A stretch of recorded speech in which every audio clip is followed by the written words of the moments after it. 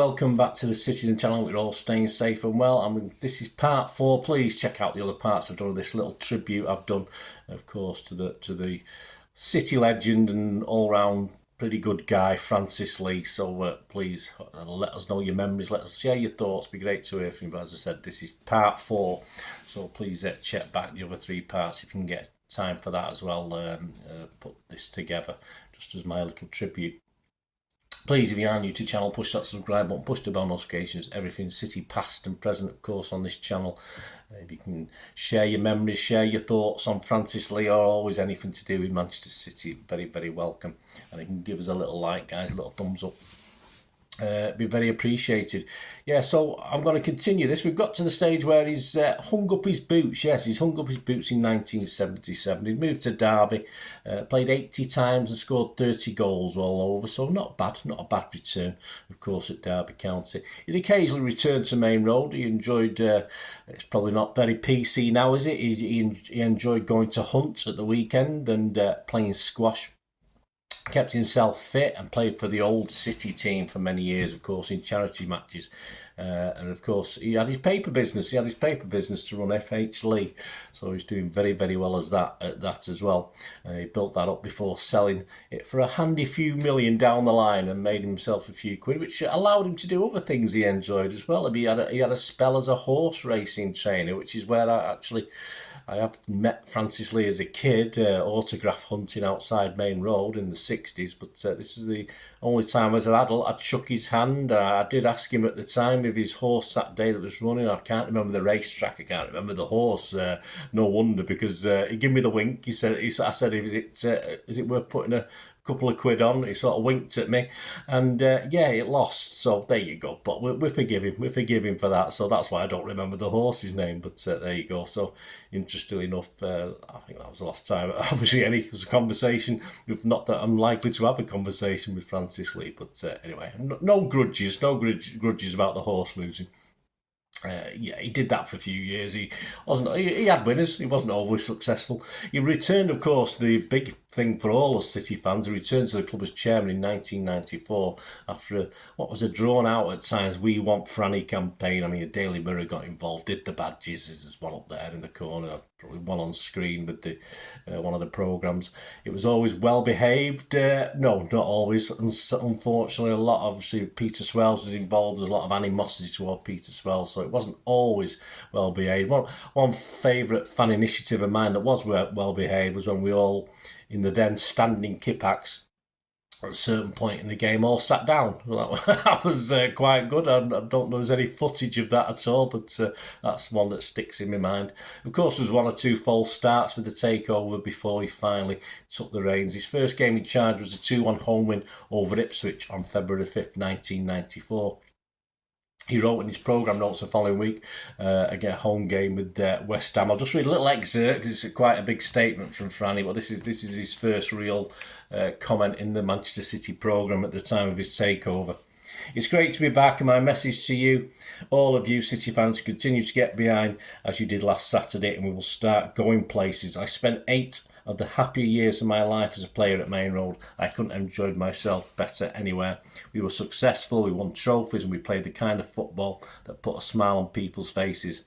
That's what I want to see again, and last Saturday was pretty good for a start. Thanks for the great reception you gave me and business colleague Colin Barlow and John Dunkley, and for getting behind the team and helping City to a vital 2-1 win against Ipswich. It made the aggravation and frustration of the past 6 months worthwhile. I admit I was close to chucking it in a few times, notably when I had to interrupt my holiday in Barbados and fly 8,000 miles for nothing because the negotiations broke down. City went out of the FA Cup at Cardiff, and I just thought, what am I doing? The whole saga was getting on my nerves, or perhaps it was jet lag. But my wife Jill was a gem. She told me to stick with it. She knew I wasn't known for giving up. I had to keep going for the sake of the thousands of City fans who had backed me and everyone concerned. Eventually, agreement was reached late last Friday night for me to join the board along with Colin and John, and for me to take over as chairman. Not much time for sleep last Friday, but what a reception at Main Road. It was a very emotional day, just as it was last October when I first walked into the director's box. Perhaps if things had happened more quickly, City would be in a much better position. It's taken 6 months to bring about the shake-up this club has needed for years, long before my involvement. Maybe some of you felt you had a better chance of bringing about that change once I showed an interest. Originally, I was approached 3 years ago and asked if I would get involved in trying to sort things out. At that time, I was too heavily committed in other decisions. But this season, when it all started to go wrong quickly and the place became a disaster area, I was asked again and said yes. There you go. So just a little bit from his programme notes there, the Manchester City West Ham game, Saturday the 12th of February 1994. Of course, very soon after that, in late April, he featured in the iconic TV Big Red Book series, of course, This Is Your Life, one of my favourites as a kid with Eamon Andrews. It was Michael Aspel, of course, took over. This was filmed at Granada Studios, where he thought he was just going for another ordinary interview. It didn't, of course, no, it didn't, did it? Bring immediate glory, we're hopeful, and his decision did not always impress the fans. Two names, Alan Ball, Steve Coppell. It was a struggle for him from the outset, but he never lacked commitment, that's for sure. It wasn't a smooth ride on the pitch, there was a vast improvement off it, I think, but in his own column in the programme, he's showing signs of being under pressure as early as well. Just a few months in, he had asked the fans to give him time when he first took over, but just a few months into his tenure, there was headlines in his programme notes in the autumn of 95 said like, let's not start to panic and what am I doing wrong? So he was already questioning under a lot of pressure. He did though remain in the role until 1998, but sadly had become the target of the City Boo Boys himself. There you go. And as City faced yet another relegation battle, he stepped down. There's no doubt of his good intentions in taking over the role, and more importantly at that time ending Peter Swales' toxicity at City, and that was probably the most important thing to do. At the time of his leaving, the BBC wrote in their BBC Sports News, Francis Lee has quit First Division strugglers City. He has resigned as chairman and also stood down as director at Main Road. City announced Lee's departure at a press conference this afternoon and named director David Bernstein to succeed him. In a statement, the outgoing chairman claimed his family, personal and business life have been severely disrupted in recent weeks. He will remain as a shareholder. Millionaire businessman John Ward of JD Sports has joined the board, and former player Dennis Stewart will act as a link man between the directors and manager. The club's official website said the whole unit are now looking forward to putting the season unrest over boardroom politics behind them as they all concentrate on the most important 8 games in the history of Manchester City. Francis Lee was hailed as a saviour by long-suffering City fans when he won control of the club from Peter Swales, the chairman who presided over the club's decline in the late 70s, 80s and early 90s. But Lee failed to bring back the glory days he had known as a player at the club in the 60s when City pipped their great rivals United to the Championship in 1968. Fans blamed him for appointing unsuccessful managers and the sacking of Frank Clark, another name, and appointment of another old City favourite in Joe Rowe last month. The 6th manager in 18 months failed to end the barricade he was suffering. City remain in the relegation zone in the First Division and very much in the shadow of Premiership title chasing Manchester United. Yeah, but he left us with the likes of Bernstein and Wardle, Stewart, plus a steadyish hand at the till in good old Joe Royal. Within 10 years, not to do with Joe Royal particularly, within 10 years the club would reborn to the powerhouse it is now, and Franny as a fan, I think, was as happy as us all. In 2015, he was awarded a CBE for services to football and charity, and Franny will hopefully soon be celebrated outside the Etihad Stadium. It's been promised in a statue alongside the Holy Trinity, of course, alongside Bell and Summerby. Franny passed away sadly in the early hours of the morning of October the 2nd, 2023, after a long battle with cancer. His wife Jill and children Charlotte, Johnny and Nick say he will be sorely missed and would like to thank everyone for their kind words. Here's just I think 3 tributes from people connected to him. Of course, his former teammate, club ambassador Mike Summerby said he was an exceptional person, an exceptional footballer. He was the key to the door to our success.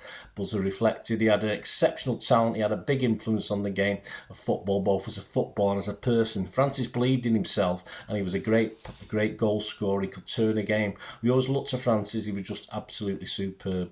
He was a working class lad who came from West Orton and was so admired by everyone. He was a very clever man, a very astute in business, but he never changed. He was just Francis Lee.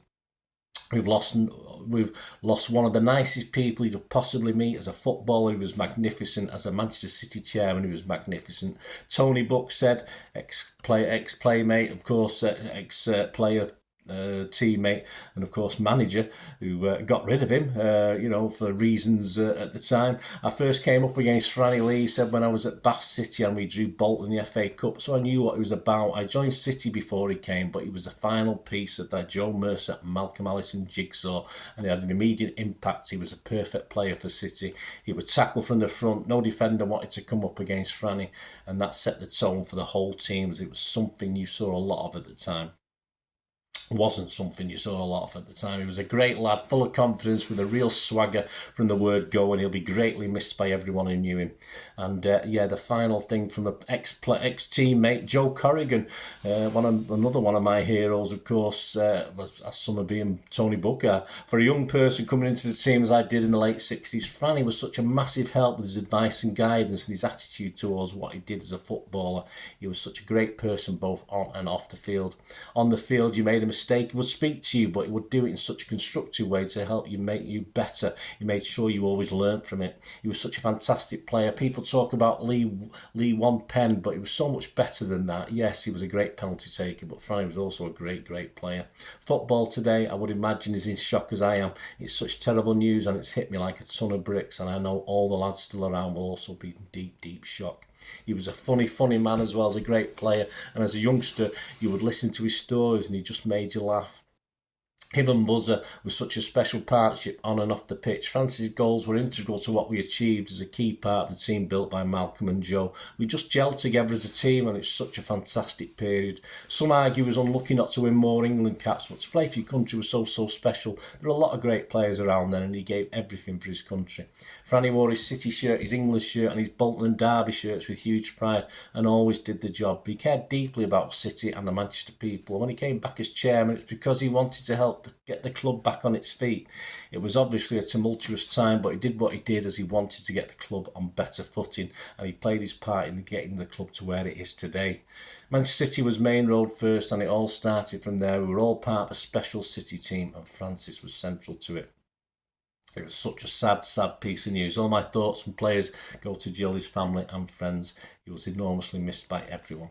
Yep, I join, of course, in sending my condolences to the friends and family of Francis Lee at this difficult time. To me, he was a childhood hero. As an adult, he made me believe my club could come good again. Yeah, and when he took over in the 90s, and he was important in getting us to where we are today. Francis Lee, 1944 to 2023. I personally thank you. Rest in peace, Blue, a true City legend.